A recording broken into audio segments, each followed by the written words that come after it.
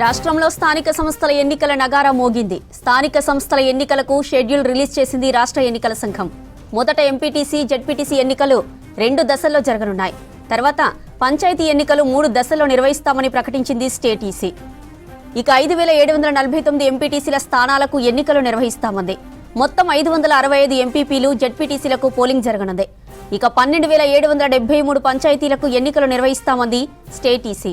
మొత్తం 1,12,288 గ్రామ పంచాయతీ వార్డులకు ఎన్నికలు జరగనున్నాయి. మొత్తం 5 దశల్లో ఎంపీటీసీ, జెడ్పీటీసీ, పంచాయతీ ఎన్నికలు నిర్వహిస్తామంది ఈసీ. రైట్గా స్థానిక సంస్థల ఎన్నికలకు షెడ్యూల్ రిలీజ్ కావడంతో అన్ని పార్టీలు అలర్ట్ అయ్యాయి. బీసీ కోటా పెంచుతూ తీసుకున్న నిర్ణయం తమకు కలిసి వస్తుందని ధీమాగా ఉంది కాంగ్రెస్ పార్టీ. ఇక లోకల్ బాడీ ఎన్నికలకు కాంగ్రెస్ ఎలా రెడీ అవుతుందనే అంశాలపై మరిన్ని డీటెయిల్స్ మనకి షరీఫ్ లైవ్ లో అందిస్తారు. షరీఫ్, డీటెయిల్స్ ఏంటి? స్టేట్ ఈసీ క్లారిటీ ఇచ్చింది. ఎప్పుడు లోకల్ బాడీ ఎన్నికలు, ఎంపీటీసీ, జెడ్పీటీసీ, పంచాయతీ ఎన్నికలు ఎప్పుడు జరగబోతున్నాయనేటువంటి అంశాన్ని స్టేట్ ఈసీ క్లారిటీ ఇచ్చింది. ఈ క్షణం కోసమే అధికార కాంగ్రెస్ పార్టీ చాలా రోజుల నుంచి ఈగర్లీ వెయిట్ చేస్తోంది. ఎందుకంటే ఒక నినాదంతో కాంగ్రెస్ పార్టీ అధికారంలో ఉంది కాబట్టి ఒక నినాదంతో ముందుకు పోవాలని చెప్పి ఇప్పటికీ వ్యూహరచన చేస్తోంది. 6 గ్యారంటీలు అస్త్రాలుగా ప్రచారంలోకి ముందు వెళ్ళాలనేటువంటి ఒక ఐడియా చేస్తోంది. ఎందుకంటే మొదటి నుంచి కాంగ్రెస్ పార్టీ ఒకటే చెప్తోంది, మాట ఇచ్చినాం, నిలబెట్టుకున్నాం, మా కమిట్మెంట్ ఏందో ప్రజల ముందు ఉంచామనేటువంటి అంశాన్ని చెప్తున్నారు. దాంట్లో భాగంగానే కులగణనకు సంబంధించి బీసీలకు 42% రిజర్వేషన్ల అంశం మా పేటెంట్ రైట్ అనేటువంటి అంశాన్ని కూడా చెప్తున్నారు. సామాజిక న్యాయం ప్రతి ఒక్కరికి కల్పించడంలో సక్సెస్ అయ్యామనేటువంటి అంశాన్ని కూడా చెప్తున్నారు. కాబట్టి ఈ ఫేవర్లో ఖచ్చితంగా లోకల్ బాడీ స్థానాలన్నీ కూడా ఎక్కువ శాతం కైవసం చేసుకోవడానికి మాకు ఎంతగానో గెలుపుకి దోహదపడతాయని చెప్తున్నారు. ఇక మరొక అంశం, గత 10 ఏళ్ళు అధికారంలో లేదు కాంగ్రెస్ పార్టీ, కేవలం ప్రతిపక్షానికే పరిమితమైంది. లోకల్ బాడీ ఎన్నికలు ప్రతిపక్షంలోనే కొట్లాడింది. పెద్ద స్థాయిలో మెజార్టీ స్థానాలు కైవసం చేసుకోకపోయినా ఇప్పుడు అధికారంలోకి కాంగ్రెస్ పార్టీ ఉంది, హస్తం పార్టీ అధికారంలోకి ఉంది. కాబట్టి ఖచ్చితంగా మెజార్టీ స్థానాలన్నీ కూడా కైవసం చేసుకోవడానికి ప్లాన్ చేస్తోంది. దాంట్లో భాగంగానే వ్యూహరచన చేస్తోంది. దాంట్లో భాగంగానే పీసీసీ చీఫ్ మహేష్ కుమార్ గౌడ్తో పాటు మీనాక్షి నటరాజన్ జనహిత పాదయాత్ర చేశారు, శ్రమదానం చేశారు.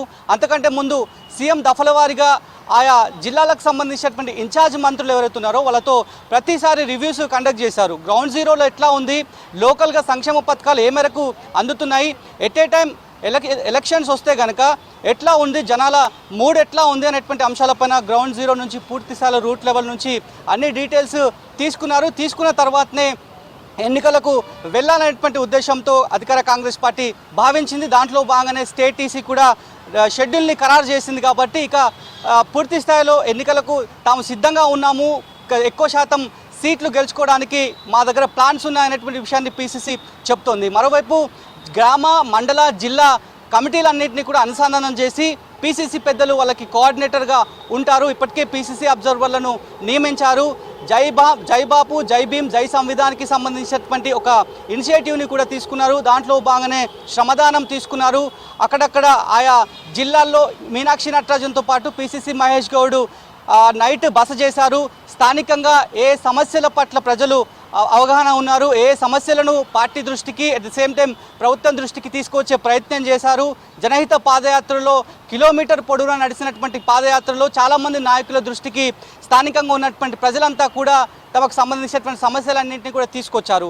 వాటిని రెక్టిఫై చేస్తూనే లోకల్ బాడీ స్థానిక సంస్థల ఎన్నికల్లో మెజార్టీ స్థానాలు గెలిపే లక్ష్యంగా తమకు గెలుపుకు ఎంతగానో దోహదపడతాయనేటువంటి అంశాన్ని కూడా చెప్తున్నారు. మరోవైపు యూరియా అంశంలో కూడా కాంగ్రెస్ పార్టీ సక్సెస్ అయింది. ముందుగా బీఆర్ఎస్ పార్టీ యూరియా ఎపిసోడ్ పైన కాంగ్రెస్ని కారణం చేయాలని చెప్పి చూసినప్పటికీ కూడా యూరియా అంశం కేంద్రానికి ముడిపడి ఉందనేటువంటి అంశంలో చెప్పడంలో కాంగ్రెస్ పార్టీ సక్సెస్ అయిందనేటువంటి అంశాలను అయితే పీసీసీ చెప్తూ వస్తారు. సో ఆ ఎపిసోడ్లు కావచ్చు, రైతులకు కమిట్మెంట్ ప్రకారం కాంగ్రెస్ ప్రభుత్వం, రేవంత్ సర్కార్ ఏం చేసింది, గత మాజీ సీఎం కేసీఆర్ ఏం చేయలేదు, తాము ఏం చేసి చూపించాం, కమిట్మెంట్తో ఎలా ప్రూవ్ చేసుకున్నామనేటువంటి అంశాలపైన క్షేత్రస్థాయిలో ప్రజలకు తమ వాణిని వినిపించాలనేటువంటి ఉద్దేశంతో కాంగ్రెస్ పార్టీ అంతా కూడా సిద్ధమైపోయినటువంటి సిచ్యువేషన్ అయితే కనిపిస్తున్నాయి.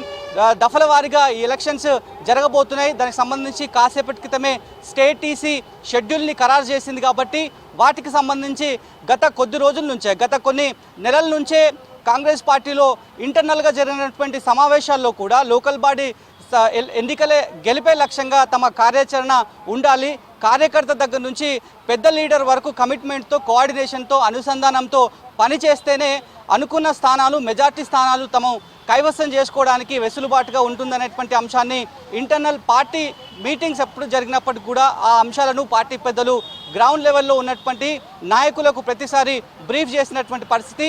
ఇంటర్నల్గా మీనాక్షి నటరాజన్ చాలా సమావేశాలు ఏర్పాటు చేశారు.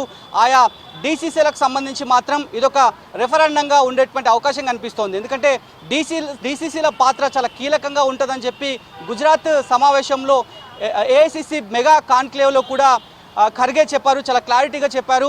డీసీసీ ఎంపిక అనేది చాలా క్రూషియల్గా ఉండబోతోంది. వాళ్లకు కొన్ని పవర్స్ అడిషనల్గా ఇవ్వబోతున్నాము.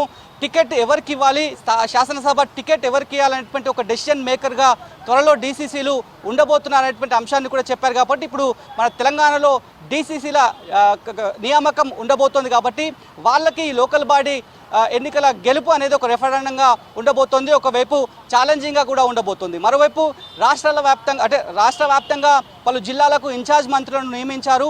గెలుపు బాధ్యతలు వాళ్ళపైన కూడా ఉన్నట్టే. సో వాళ్ళకు సంబంధించి కావచ్చు డీసీసీలు కోఆర్డినేషన్ చేసుకొని పూర్తి స్థాయిలో మెజార్టీ స్థానాలు అధికార పక్షంలో ఉంది కాబట్టి గెలుపు అవకాశం మెండుగా ఉంటాయి. కాబట్టి ఖచ్చితంగా మెజార్టీ స్థానాలు గెలిపే లక్ష్యంగా ముందుకు పోవాలని చెప్పి అధికార కాంగ్రెస్ పార్టీ సిద్ధమైంది.